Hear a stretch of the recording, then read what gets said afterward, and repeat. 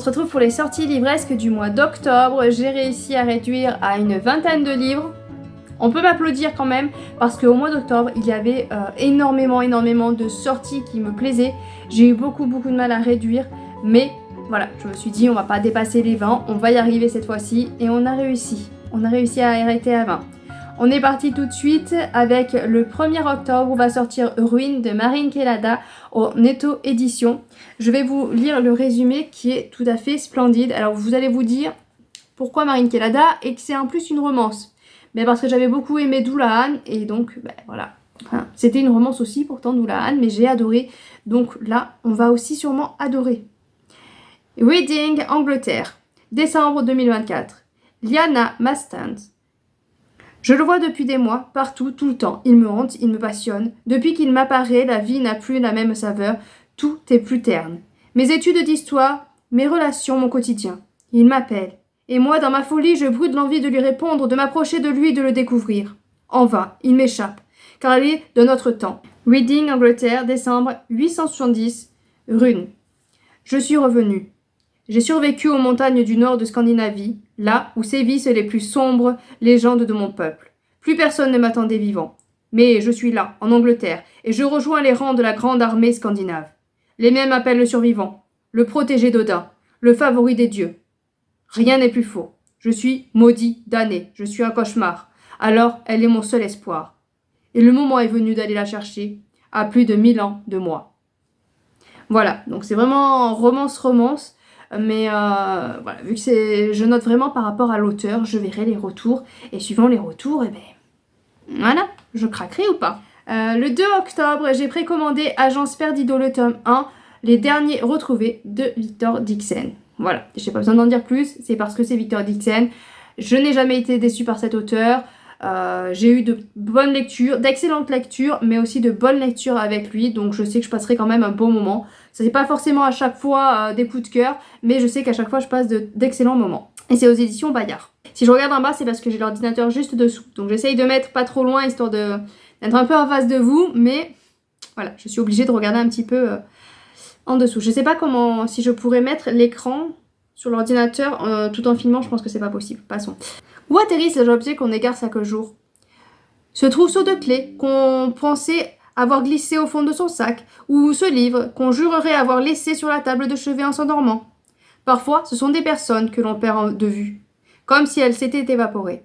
Et si ces objets et ces gens n'avaient pas été perdus, mais volés par des créatures avides venues dans notre monde pour arracher des morceaux du nôtre, les croque-mitaines. Un petit jeunesse fantastique avec une enquête, des mystères et un monde caché. Voilà, ça donne envie. Le 2 octobre va sortir phase 3 de Asa Eric d'auteur aux éditions Actes Sud et le résumé, vraiment, fait très envie.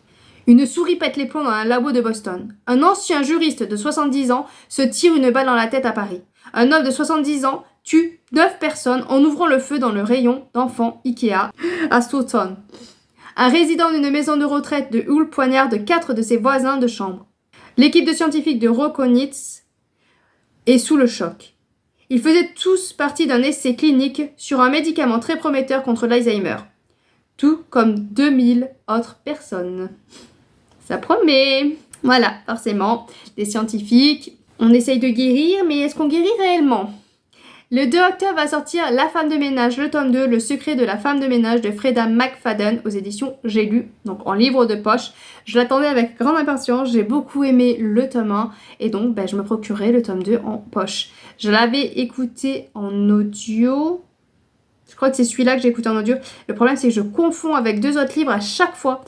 C'est une horreur, mais oui celui-là il me semble que je l'ai écouté en audio, mais je lis livre de poche du tome 1, donc je me procurerai le livre du poche du tome 2 et je lirai ce livre-là parce que j'avais bien aimé le tome 1. C'est pas à la hauteur de tout le tapage que ça a fait, mais voilà, ça vaut le détour quand même. Le 2 octobre va sortir Camera Obscura de Maëlle Dessart aux éditions Rajo. Oh, je viens de voir Maëlle Dessart. J'avais pas fait attention à l'auteur, j'ai beaucoup aimé le résumé, mais j'avais pas fait attention à l'auteur, c'est pour ça je pense qu'il y a une pointe d'humour dans le résumé. 19e siècle, Londres. Depuis la grande puanteur, survenue 2 ans plus tôt, Londres est plongée dans l'obscurité par une brume perpétuelle. Plus inquiétante encore, certains cadavres se relèvent. On les appelle les putréfiés. Un peu zombie? Léandre, jeune lord et étudiant en médecine, est persuadé que ces créatures sont la clé pour sauver sa sœur, atteinte d'une maladie incurable. Et pour percer leur mystère, il va devoir s'allier avec Winifred, une journaliste aussi insupportable qu'intelligente. Voilà, je pense qu'on va être sur un petit peu un ton léger quand même. C'est l'auteur de Esther Parmentier, je crois que c'est ça, que je n'avais voilà, j'avais lu le tome 1 et l'humour n'était pas... Voilà, c'était pas trop mon délire. Il y avait peut-être un peu trop, on va dire, d'humour. C'est peut-être un peu trop, ou enfin, c'était pas trop mon truc. Mais celui-là me tente beaucoup quand même. Et ça a l'air un peu, voilà, léger. Et je pense qu'il y aura toujours cette pointe d'humour de l'auteur. En espérant que ça passe. J'ai noté le 3 octobre No Man's Land, le tome 1 de Gaëtan B. Maran. Ça va sortir aux éditions Syros. J'ai noté parce que je l'avais déjà acheté dans une édition qui a fermé. C'était aux éditions Onyx, sauf que la maison d'édition fermait. Et du coup, je me l'étais procuré, mais j'avais peur de jamais avoir la suite. Et là, je suis contente de voir qu'ils sortent chez Syros parce que du coup, j'ai espoir que la suite sorte un jour. On va lire le résumé. Un roman puissant et inventif dans un monde futuriste où femmes et hommes ont désappris à vivre ensemble. Depuis des décennies, hommes et femmes vivent séparés en deux sociétés distinctes et s'affrontent parmi les ruines d'un monde recouvert par la neige. Les deux camps semblent irréconciliables. Chacun a son langage, sa vision de l'histoire, ses propres technologies, mises au service du conflit. Parmi les femmes, Aya est une battante, impatiente de prouver sa valeur. Ansel, lui, est trop frêle pour être un mâle bien intégré. Les chemins se croisent quand Aya est faite prisonnière chez les hommes. Et si cette rencontre venait tout bousculer? Voilà. Donc je pense qu'on est dans un monde post-apocalyptique. Voilà, ça me tentait énormément, donc j'avais craqué et je suis ravie de savoir que potentiellement j'aurai la suite. Donc je pourrais me lancer dans ce tome 1. Le 3 octobre va sortir La famille Praline, le tome 1, Le désastreux Noël de la famille Praline. C'est de Karen Ponte aux éditions Pocket Jeunesse. Donc c'est, si j'ai bien compris, c'est le premier jeunesse de l'auteur. Premier roman de Karen Ponte pour la jeunesse. Voilà, donc elle en a déjà écrit un. Ah non, c'est plus du young adulte. Donc là, c'est du jeunesse. Donc je me le note, je lis pas le résumé parce que c'est Karen Ponte. De toute façon, on se doute un petit peu, voilà, une histoire de Noël, on va avoir des histoires de famille, l'ambiance Noël. Bon, je pense qu'on n'a pas besoin d'en savoir plus. Le 3 octobre, je me le suis noté, c'est Hunger Games, le tome 1 de Suzanne Collins et Nicolas Delorme en illustration. C'est Hunger Games chez Pocket Jeunesse qui sort en BD. Voilà, donc si j'ai bien compris, par contre, c'est une BD noir et blanc parce que je vois NB. Ça, par contre, ça me plaît moins. Moi, j'aime bien la couleur. Mais vu que c'est Hunger Games, voilà, je me le note et je suis curieuse quand même de voir ce que peut donner ce roman en BD. Voilà, je suis très très curieuse. Donc si j'y tombe en librairie, voilà, je le feuilleterai pour voir si ça vaut le coup ou pas de se le procurer. Mais forcément, Hunger Games, il faut se le noter. Toujours, toujours, toujours. Vous n'avez pas découvert Hunger Games, attention, hein. Je vais me fâcher. Le 9 octobre va sortir Le secret de la tour du temple de Gaël Vaillard aux éditions Terre d'Histoire. Donc on est dans un roman historique. Près de Nantes, en 1810, Julie Chesnay vit une existence misérable. Orpheline de mère, elle est rejetée par son père qui la maltraite et le souffre-douleur de tout le village. Quand elle entre au service d'une famille de riches laboureurs, elle voit enfin l'espoir d'une vie meilleure se profiler. Mais lorsque les deux fils de son employeur cherchent à abuser d'elle, elle est contrainte de prendre la fuite et de tenter sa chance à la capitale. Démunie, elle choisit pour survivre de suivre une bande de malfrats menée par le séduisant Wagram. Mais rapidement, elle est jetée de nouveau sur la route de France. Julie décide alors, pour donner un sens à sa vie, jalonne les tortures et de deuil, de dissiper le mystère qui entoure sa naissance. Sur les traces du Vidocq de Talleyrand, des bas-fonds les plus sordides aux sphères les plus raffinées de la cour de Louis-Philippe, elle devra emprunter tous les chemins de traverse si elle veut espérer savoir qui elle est vraiment. À la découverte de soi, un historique, pourquoi pas? Le 10 octobre va sortir Que Dieu me pardonne de Claire Norton aux éditions Robert Laffont. Nous avons tous une limite, connaissez-vous la vôtre? Élodie mène une existence épanouie, entourée de son mari et de deux petites filles, Maëlle et Zoé. Mère exemplaire et citoyenne modèle, elle s'est toujours conformée aux règles de la société, voyant en la justice un rempart contre toute menace. Mais cette conviction vole en éclats le jour où sa fille aînée disparaît tragiquement. Consumée par le chagrin, Élodie ne vit désormais plus que dans un but, venger son enfant. Mais la vengeance est-elle véritablement sa seule issue? Voilà, ça a l'air poignant et forcément disparition d'enfant. Qu'est-il arrivé à son aîné? Je veux savoir. Le 10 octobre va sortir un tome 2 et chaque fois mourir un peu de Karine Jebel aux éditions Noires. Alors là, je ne vous lis pas le résumé. Karine Jebel, je sais que voilà, il y en a qui adorent, il y en a qui critiquent parce qu'elle est toujours dans la violence et dans le plus. Il est vrai, j'en ai lu un de cet auteur et il est vrai qu'elle a tendance à quand même aller vraiment poussif et aller un petit peu au-dessus de ce qui est possible, on dirait. Voilà, elle pousse un peu beaucoup, mais c'est vrai que cette saga-là me tentait pas mal par rapport au résumé du tome 1 où on était sur un homme qui soignait sur le front et on voyait un petit peu voilà, ses pensées et tout ça. Enfin, ça me tente pas mal, donc on va voir un peu ce que les gens vont dire de ce tome 2. Le 14 octobre va sortir Zamira Wilson, le tome 5, Le repère de la Wyvern de Shannon Meyer dans la collection Infinity. Donc Zamira, je continue à me le noter à chaque fois, les sorties, voilà, par rapport à la magnifique couverture, parce qu'il y a des dragons, des sorcières, donc ça me tente. Shannon Myers, j'en ai entendu parler en bien, donc c'est vrai que je suis curieuse de découvrir. Donc je me note et on verra combien il y a de tomes dans cette saga, mais ça commence à faire beaucoup quand même. Le 15 octobre va sortir Ils n'ont rien vu de Andrea Mara aux éditions Mera. Alors celui-là me tente énormément parce que on est un thriller aux allures de montagne russe.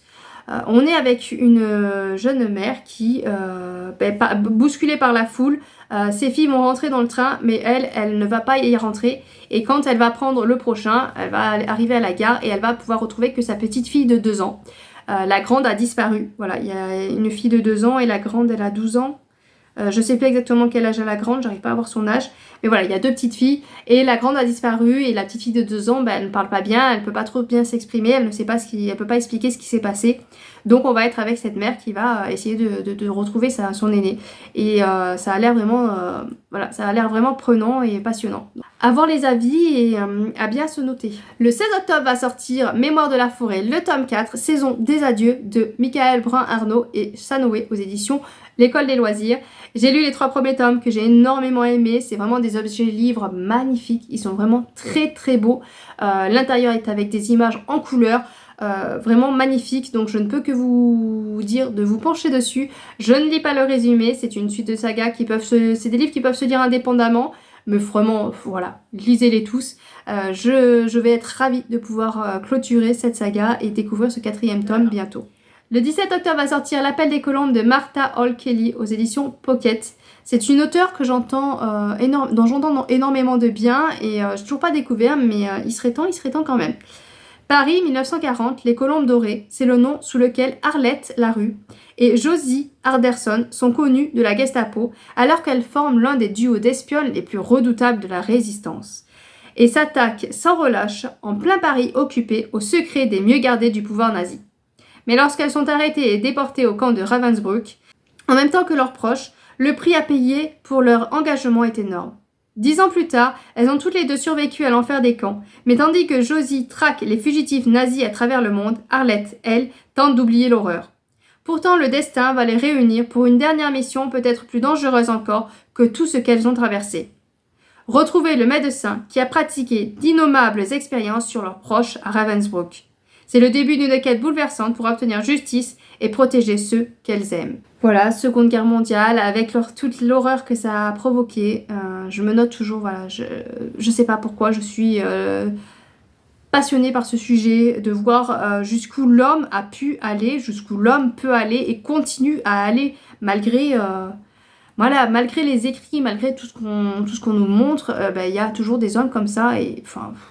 C'est toujours percutant de lire ce genre de roman et je trouve que c'est important de continuer à montrer ce qui s'est passé et que malheureusement j'ai bien peur que ça se reproduise. 17 octobre va sortir le préquel de Steam Sailor, Les enfants de la fortune de Ellie Ezrin aux éditions Glove-Twin. Je suis tellement contente de savoir que ça va sortir parce que normalement il devait sortir que dans l'intégrale. que je n'ai pas acheté. Voilà, j'ai vraiment hésité pendant les vacances. En plus, j'avais l'occasion. Il était encore dans une boutique et puis bon, voilà. J'ai dit allez, non, on va être raisonnable. Mais là, je vais pas être raisonnable. Je vais me le procurer ce préquel. Je vous le dis. Voilà, je vous garantis que ce préquel va finir chez moi. Voilà, c'est moi qui l'aurai. Mais voilà, je suis vraiment ravie parce que c'est vraiment une saga que j'adore et il serait d'ailleurs temps que je lise ce tome 3. On continue avec le 17 octobre où va sortir La Symphonie des monstres en poche de Marc Lévy aux éditions Robert Laffont. Alors j'avoue que Marc Lévy, voilà, j'aimais beaucoup avant, je me note plus trop ses livres parce que j'ai changé un petit peu de goût on va dire. Mais celui-là a l'air quand même pas mal. Véronica est l'une de ces femmes qui résistent même dans les pires moments. On ne choisit pas d'être infirmière si on accepte la défaite. Sa solitude, elle l'a apprivoisée. Dompter la peur, c'est autre chose. En rentrant chez elle un soir, Véronica découvre la disparition de son fils âgé de 9 ans. Désemparée, elle et sa fille Lilia cherchent à comprendre où Valentin a été emmené. Elles vont remuer ciel et terre pour retrouver la trace du petit garçon. L'une animée par sa témérité d'adolescente, l'autre par sa détermination de mère. Mais l'ennemi est partout et Lilia et Véronica ne pourront se fier à personne, ou presque.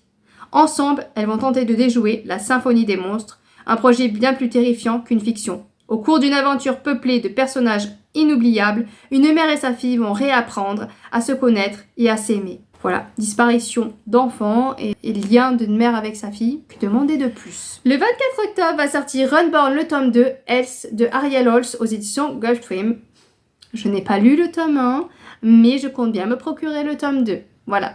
Je me dis que je crois qu'il y a Ariel Holz aux Aliénales et peut-être qu'il y aura ce tome 2 en avant-première, peut-être. Donc ce serait, voilà, une idée d'achat. Je ne savais pas quoi acheter de toute façon aux Aliénales. Donc je me dis peut-être que se procurer le tome 2 de Runborn si jamais il y était. Je ne vous refais pas le résumé étant donné que c'est une suite de saga. Comme d'habitude, je vous mets les liens en barre d'infos, donc n'hésitez pas à cliquer si vous voulez en savoir plus. Le 30 octobre va sortir L'Enfant du Ranch de Andy Newton. Je me le note parce que le titre c'est L'Enfant du Ranch. Voilà, tout simplement. Je n'ai pas le résumé parce que là j'ai le résumé en anglais. Donc comment vous dire que résumé en anglais, je ne peux pas le... Enfin, je pourrais vous le lire mais ça serait du chinois. De l'anglais qui se transforme en chinois et je ne pourrais encore moins vous le traduire. Donc c'est pas très utile. On est sur enlèvement d'enfants durant la Seconde Guerre mondiale. Moi j'ai pas besoin d'en savoir plus, ça me tente. Et enfin, on finit avec le 31 octobre où va sortir Kéléana, le tome 7, Le Royaume de Cendres de Sarah Gimas aux éditions La Martinière Jeunesse. C'est la fin de cette saga.